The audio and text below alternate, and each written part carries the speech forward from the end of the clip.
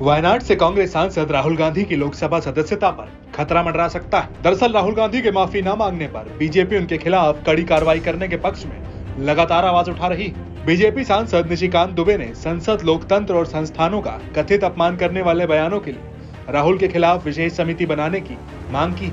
निशिकांत दुबे ने राहुल गांधी के खिलाफ विशेषाधिकार हनन नोटिस को लेकर एक संसदीय समिति के सामने अपना बयान दर्ज कराया और उनकी लोकसभा की सदस्यता समाप्त करने की मांग की है। बजट सत्र के पहले भाग में राहुल गांधी के भाषण के बाद दुबे ने 7 फरवरी को उनके खिलाफ विशेषाधिकार नोटिस दिया था। तब राहुल गांधी ने अपने भाषण के दौरान हिंडनबर्ग अडानी मुद्दे पर टिप्पणी की थी। लोकसभा की विशेषाधिकार समिति के समक्ष अपना पक्ष रखते हुए दुबे ने कहा कि लोकसभा अध्यक्ष द्वारा राहुल गांधी की टिप्पणी को सदन की कार्रवाई से हटाए जाने के बावजूद वो अब भी उनके और कांग्रेस के आधिकारिक यूट्यूब चैनलों पर उपलब्ध है। दुबे के हवाले से एक सूत्र ने कहा, न केवल एक बल्कि 3 प्रकार से विशेषाधिकार उन पर लागू होते हैं और वो आदतन अपराधी हैं, इसलिए उनकी सदस्यता समाप्त कर देनी चाहिए।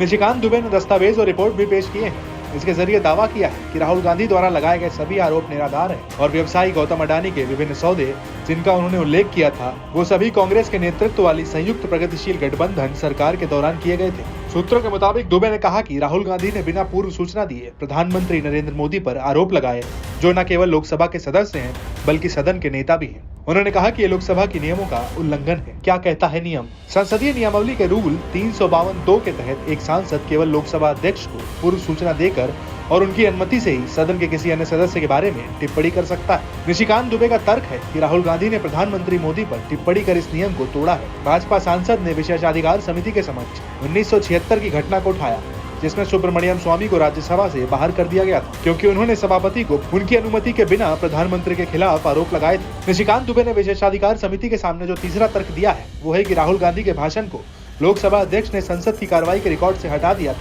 लेकिन ट्विटर और यूट्यूब पर राहुल गांधी के हैंडल पर संसद की कार्रवाई से हटाई गई उनकी टिप्पणियां अब भी मौजूद है। भाजपा सांसद के मुताबिक राहुल गांधी का यह कृत्य सदन के स्पीकर के अधिकार और विवेक का उल्लंघन करता है।